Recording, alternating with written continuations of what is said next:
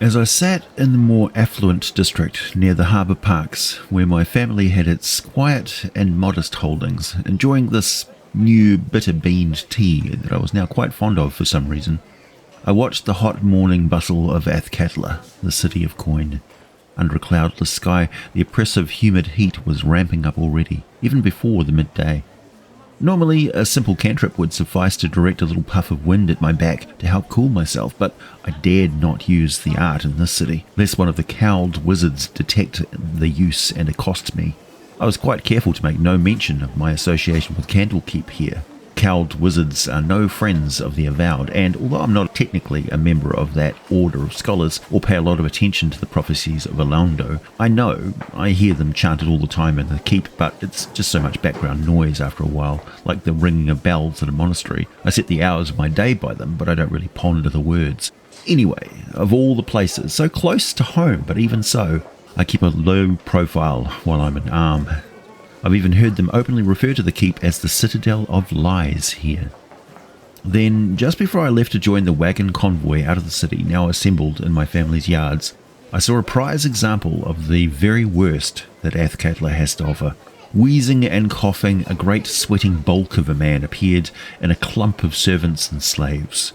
Rather than riding in an enclosed and private sedan carried by a couple of burly slaves as I'd seen all too often, he was out in the open and actually riding 3 miserable, strained and sweat-soaked men who had his ample arse pressed into their shoulders and faces.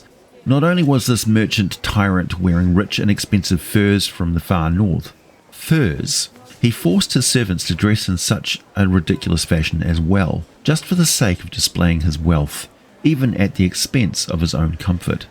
I instantly loathed this man, this human. Of all creatures, he reminded me that I was welcome on my family estates and homesteads, but I was also half human as well as half hin, and it was not they, but I, who was the halfling.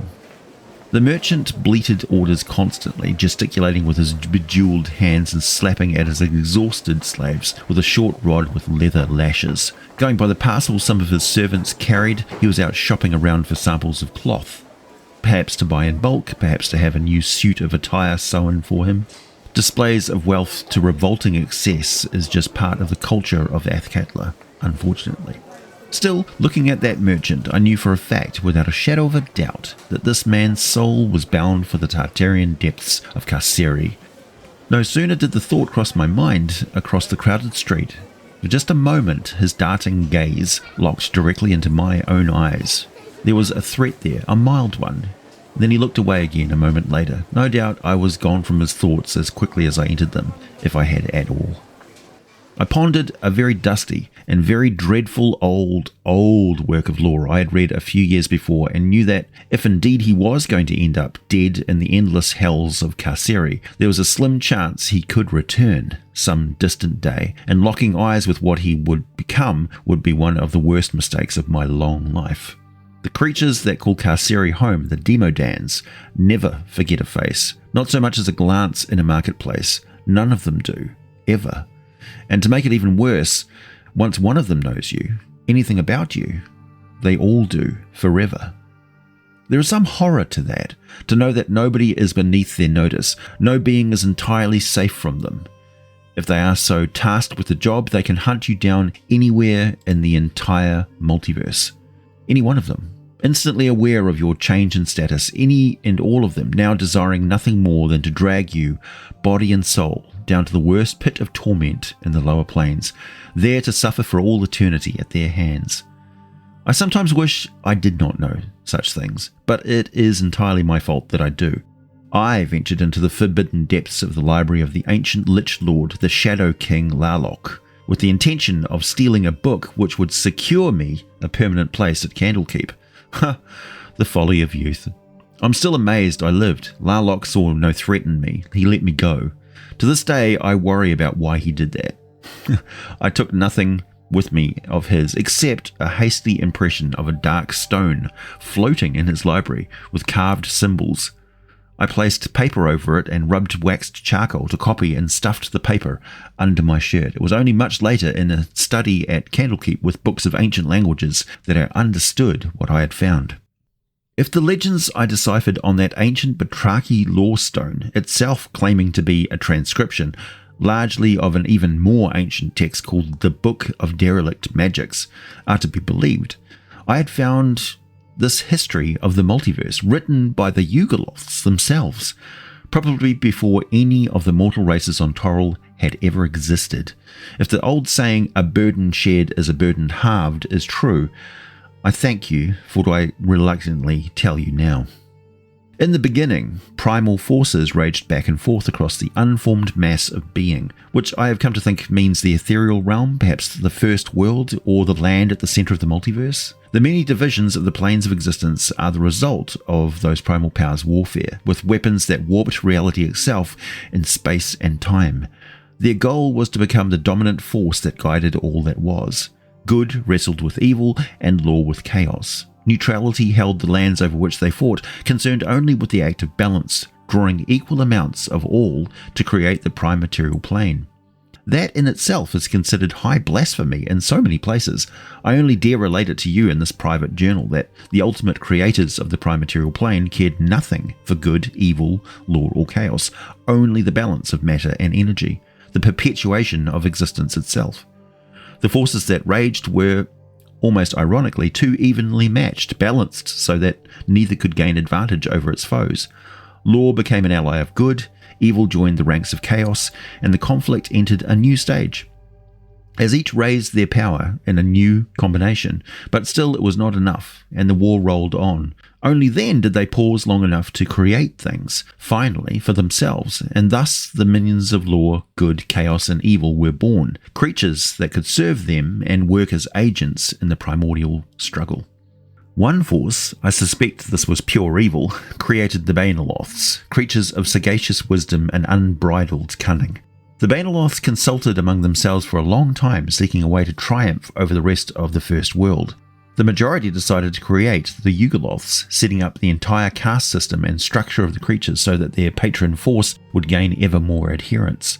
Followers who could act with power to carry out the edicts of the baernaloths and seek true perfection. According to the yugoloths, of course, this text was written by them and their towering egos, but ask any yugoloth and they will tell you to this day that true perfection requires acts of evil in order to achieve its creation, that perfection has no place for the weakness of compromise.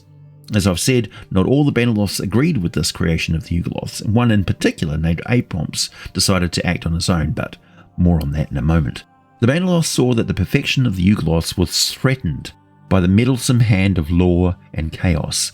The early yugoloths had to contend with warring natures and questions of ethics in their pursuit of perfection.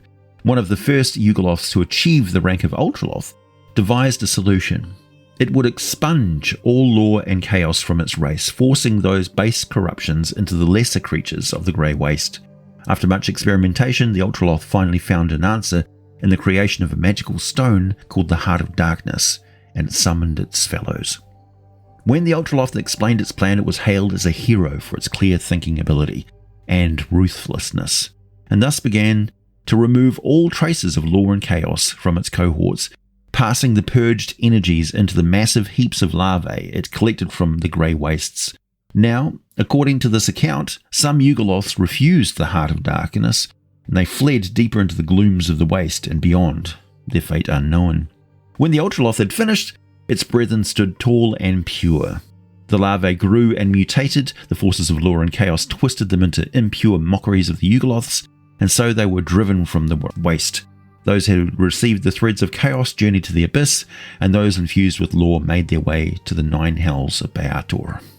This ultraloth, who transformed their kind, is known now as the General of Gehenna, and it's said that he has spent all the eons from that time collecting secrets that will drive the multiverse to its knees in the final days. It should be noted also that the yugoloths are almost the only fiendish race that is not spawned from the souls of mortals who have passed on from their lives elsewhere. This doesn't do a single thing to put a check to their unbelievable egos of the yugoloths, who consider themselves the only true fiendish race in all of the lower planes, aside from the baernaloths, of course. There is another, though.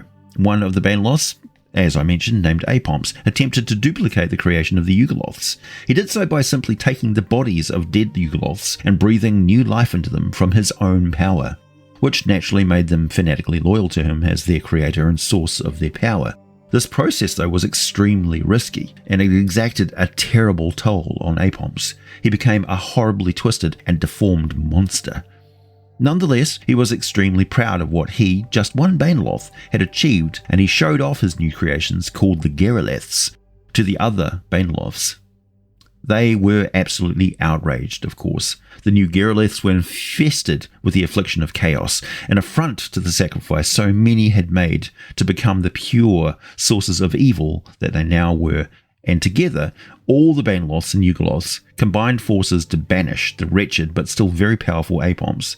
He retreated to the prison plane of Tartarus, and his Gehreleth went with him, every single one of them vowing eternal and bitter genocidal war against all the other baernaloths, their proud creations the yugoloths, even the night hags, allies, and new lords of the Nine Hells and the abyssal depths. They pretty much declared war on everybody. Gehreleths have finally made their appearance in the 5th edition sourcebook titled Minsk and Boo's Journal of Villainy, to be found on the DM's Guild, which feels to me like it's almost a collection of all the stuff that got left out of Mordenkainen's Tome of Foes. I mean, the Gehreleths, also known as the Demodands, are one of the main factions of the lower planes, and most importantly, they stand in direct opposition to all the other evil forces. They absolutely should have been in Mordenkainen's tome, and they really do need more lore than Minsk Journals provides. This is a major species of the entire planet environment. They're also a force to be reckoned with across the entire multiverse and have been involved with every step of the Blood War and countless other fiendish plots for eons and eons. They most certainly have a very, very heavy connection to the amphibian creator race, the Batrachi, who once ruled the planet Toril in a massive transdimensional empire that constructed an extensive, very durable planar portal network.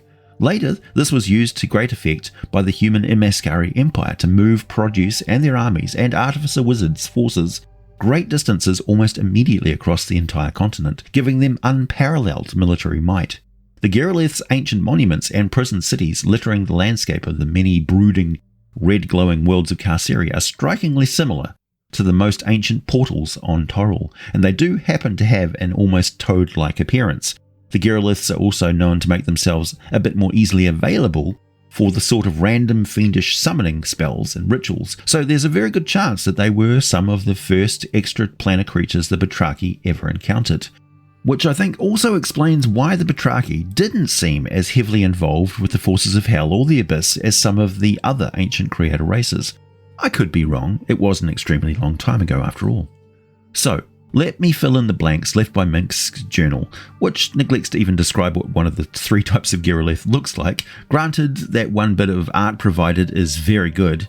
In this case, one picture is not going to make up for cutting 1,000 words of lore and just pasting 3 stat blocks and 2 pointless, rather space-eating NPC quotes in the gap where the lore should have been. Demodands are native to the plains of the Tartarian depths of Carceri. In Greek mythology, Carceri is the prison underworld. The entire plane is one of confinement and punishment. It is, if you ask me, the real plane of total damnation. Not only does it contain countless souls being relentlessly tortured, it also contains an unknown number of the very first, most powerful and wicked primordial planar powers.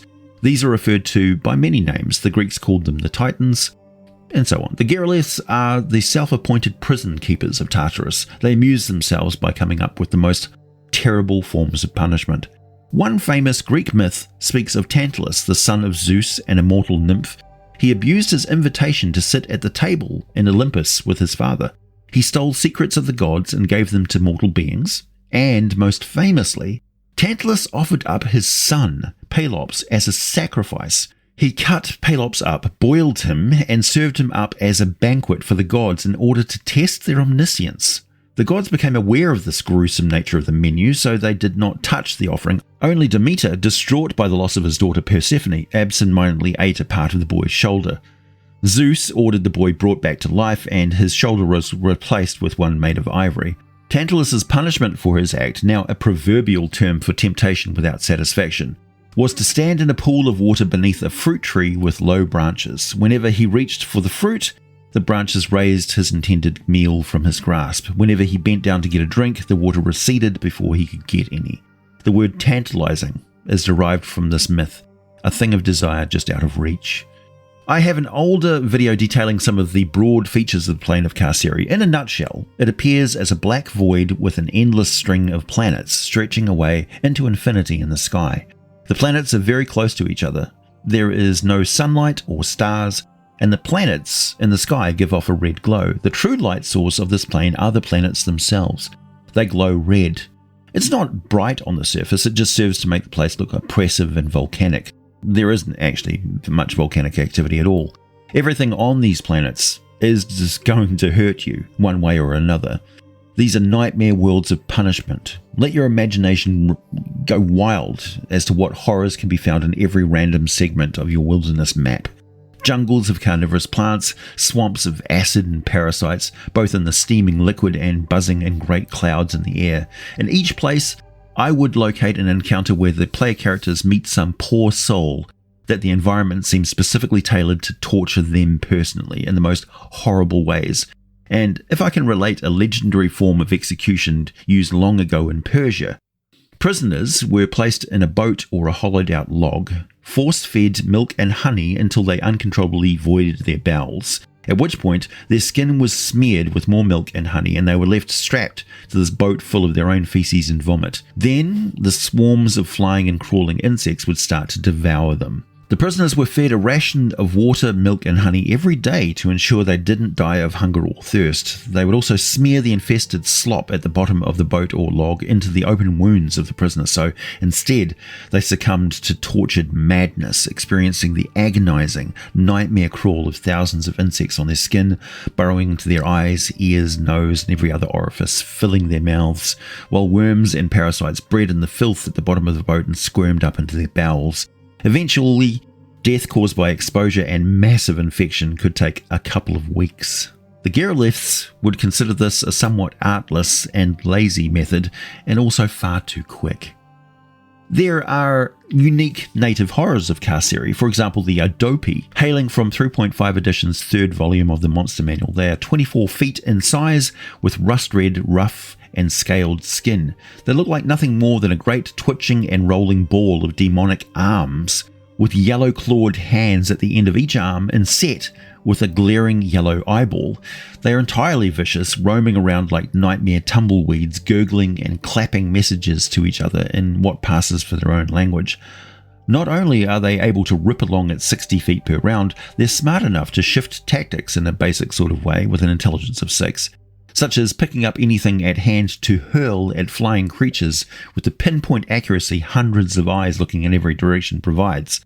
They're huge, can climb 40 feet per round, have the ability to survive pretty much any fall from height thanks to their spell-like abilities.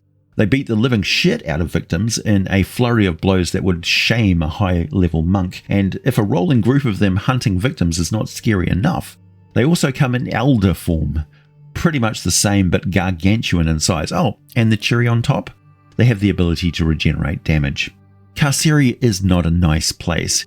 You can also locate some versions of the monsters of Greek myth and legend here, such as the 100-handed giants, cyclops, medusas, and so on. In fact, some of the Gehreleths keep chimera as pets. It's rumoured that there are a set number of Gehreleths, a number still under the control of Apomps. Most of the time it is 10,000, but in times of conflict with other forces it can double. I think this is probably not true though, considering how many planetary spheres there are in the many layers of Carceri. It would spread the total population very thin indeed, and we know that's not the case. Many observations had pointed out that Demodand's chaotic taint is reflected in a lack of society among their own kind. They do have some kind of a feudal structure, but they're not loyal to anyone, including each other. Gehreleths will cut each other down without a moment's hesitation. After all, there's always more of them thanks to the method by which they come into existence.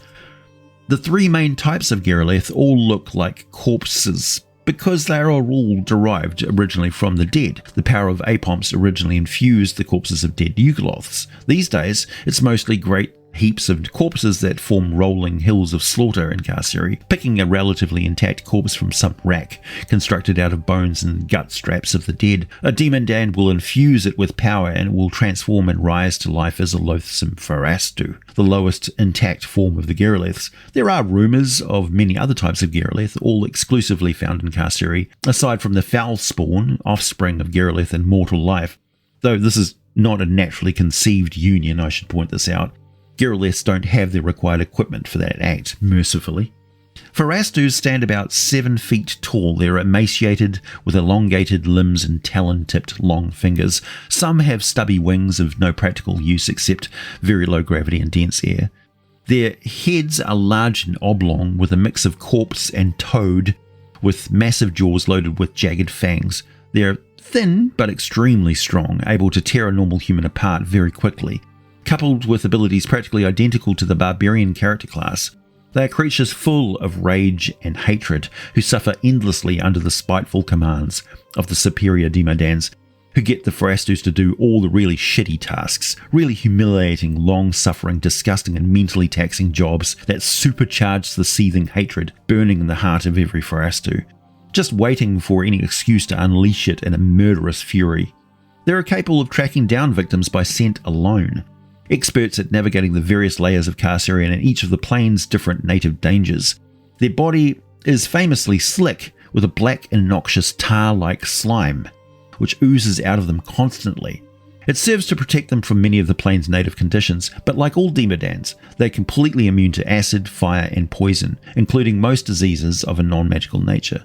They take half damage and effect from cold. All Gehreleths have resistance to magic, and all of their physical attacks count as magical attacks, like an enchanted weapon. They typically have excellent senses. They are predatory, though they don't need to feed to survive. They crave meat and gorge themselves on it when they can.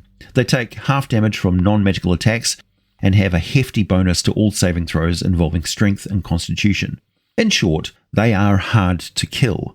Drawing on the work contained by the GM's Guild sourcebook, the Minsc and Boo's Journal of Villainy, we have some stat blocks for the 3 main types of Demodand. The Farastus have an armor class of 16 and an average of 71 hit points. Their adhesive slime is composed of concentrated noxious corpse goo. It secretes the stuff constantly from every orifice and it coats the body in thick globs.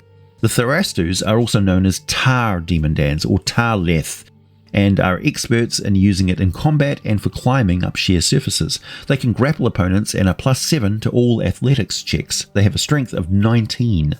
Oddly, the adhesion of the tar is totally under their control. They can choose to release specific objects or victims, and all objects are released if they are killed. They're also berserk fighters, sprinting at enemies and gaining advantage on all melee attacks, but opponents also have advantage on their attacks on the Farastus at the same time.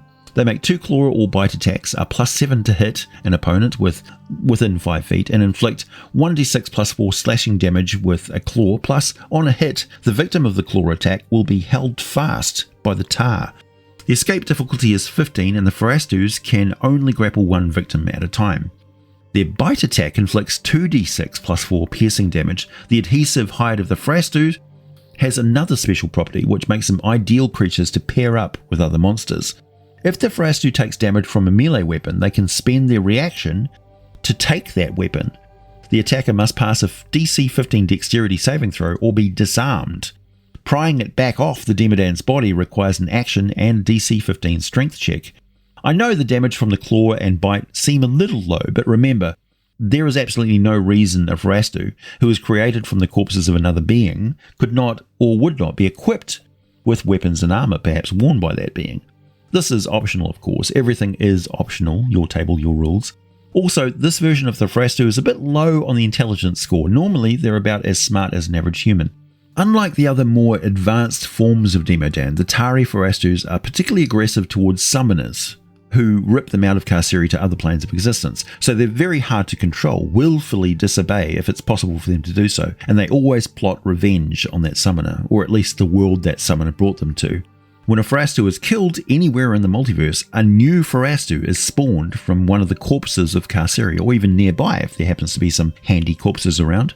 They are more common in the infested swamp jungles of the second layer of Carceri called Carthus, and for some reason they are forbidden from the non-jungle grasslands of that area, all of which, jungle and grasslands alike, secrete powerful acids that eat metal in minutes.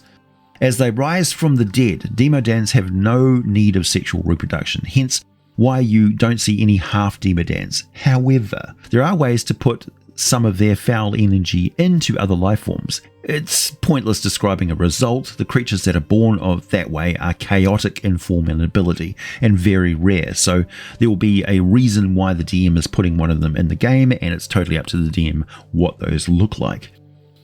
Even the lesser Gehreleths possess an obsidian triangle, a simple but powerful artifact created and bestowed on each farastu at the time of its creation. These objects serve to give Gehreleths access to their racial collective memory.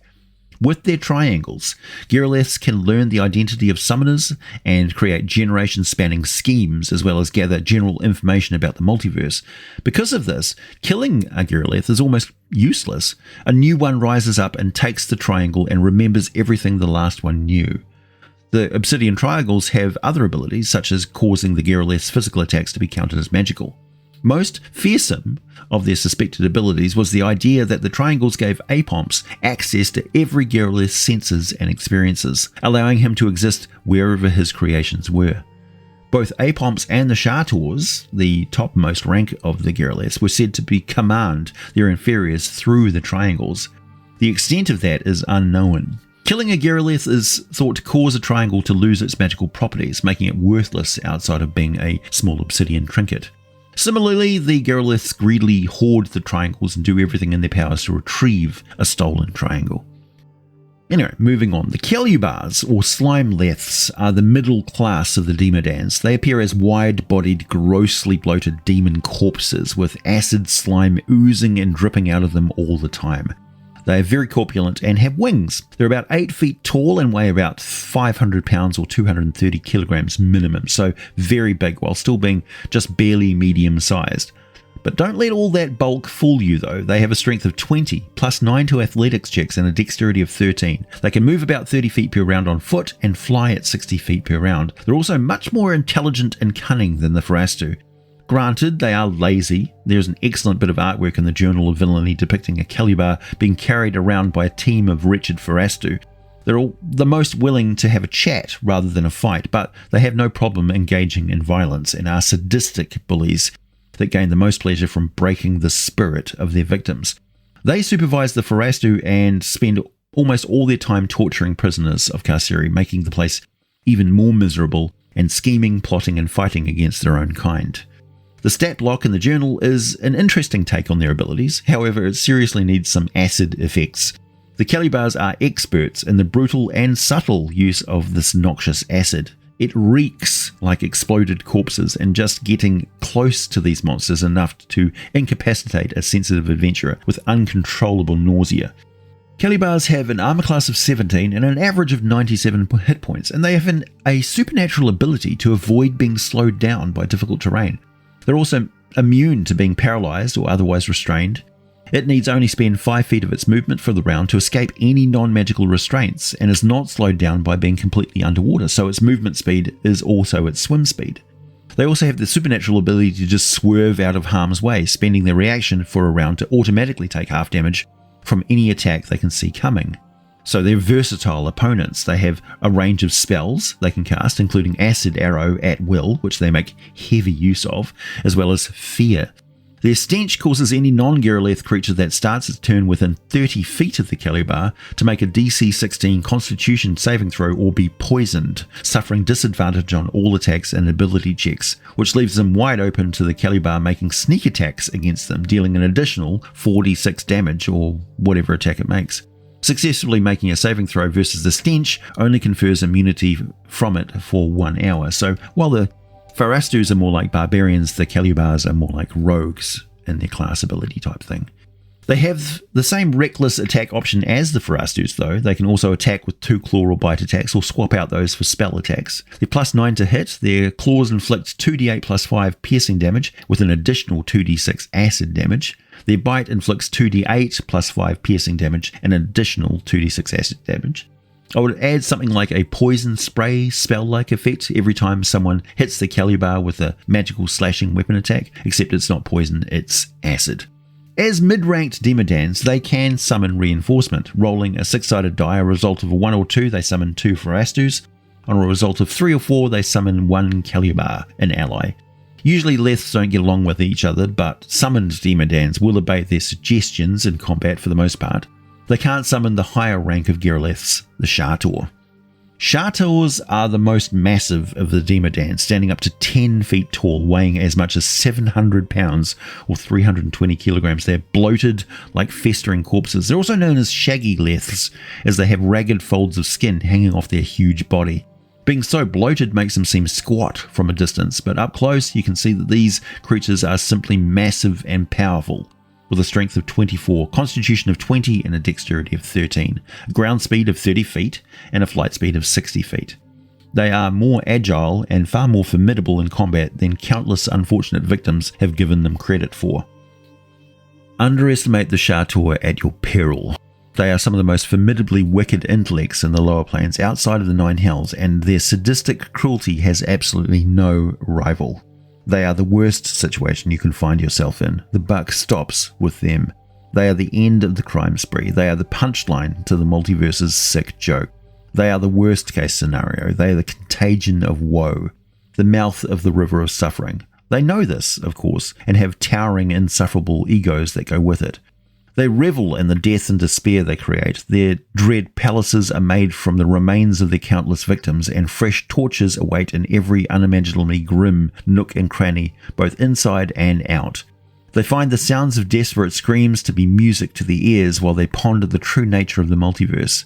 If anyone is familiar with The Hitchhiker's Guide to the Galaxy and the Vogon aliens with their poetry, so awful it can literally kill you, the shator are the fiendish version of them, in a nutshell.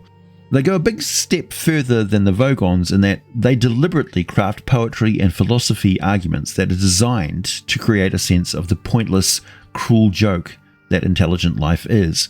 There is no reason to the multiverse. Nothing has any meaning. All happiness is only possible due to ignorance and self-deception. That sort of thing.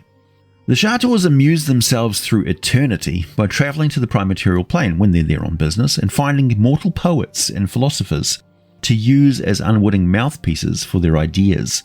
They are immortal. If one falls, another rises in its place, so their amusements last for an extremely long time. They could see an entire nation of simple mortal farm folk rise up to incredible wealth through their hands. Why would they do this? Just so the overindulged hedonistic nobility that results from this falls prey to ennui and depression and the subtle manipulations of the shator. When a noble believes they have every right to abuse those who are lesser than themselves, out of boredom or a lack of empathy, the shator chuckles. When a megalomaniacal tyrant burns thousands of innocent people at the stake, the shator laughs. Soon enough, they'll be just another mewling wretch decorating their walls. Eventually, another hate-filled farastu serving them as nothing more than a footrest. Shators have an armor class of 17 and an average of 189 hit points. They have all the same abilities as the Kelubar, plus they are highly toxic. Their body oozes with poison slime that causes anyone who touches it to have to save or become paralyzed. They spit globs of poison in a 20-foot line, almost like a black dragon's acid breath weapon. They have a much more comprehensive knowledge of arcane spellcraft, and they are able to summon a larger number of and a wider assortment of Gehreleths to fight for them. One trick they use is to force lesser Gehreleths into transforming into the liquid tar or acid slime states that they can do. Oh, by the way, they can do that. They then store them inside breakable bottles, and the shator can hurl these into the battlefield, overcoming most opposition due to the superior numbers of minions alone. Well, not exactly minions, more like an instant army of released savage killers boiling out of the liquid that splatters on the ground, forming out of their splattered liquid state into savage warriors. The other mission of shators, given to them directly by the essence of Apomps within them, is to spread distrust and hatred to all the yugoloths in the multiverse, which they most certainly do with a passion. In fact, deep within an asylum in the planet city of Sigil, a shator named Zydius decided to compile the true and public names of all the yugoloths that he could, giving himself a great deal of control over those he recorded in his journal. Control and power to negotiate deals the yugoloths would normally refuse. While Xidius was doing this, the powerful shator was also seeking the legendary 4 Books of Keeping, which contained all the true names of the yugoloths written down by the duplicitous night hags way back when the yugoloths were first being created. If Xidius manages to attain these books, his power in the lower planes and the machinations in the background of the Blood War will probably be enough to transform the Tartarian depths of Carceri forever, and instigate the end of not only the Blood War, but possibly the end of the balance of law and chaos in the multiverse. Who knows? You never know exactly what is true and what is not when it comes to the fiends of the lower planes. I am AJ Pickett. This was your deep dive into the lore of the Demodands of Carceri. Thanks for listening, everyone, and I will be back with you with more D&D lore very soon.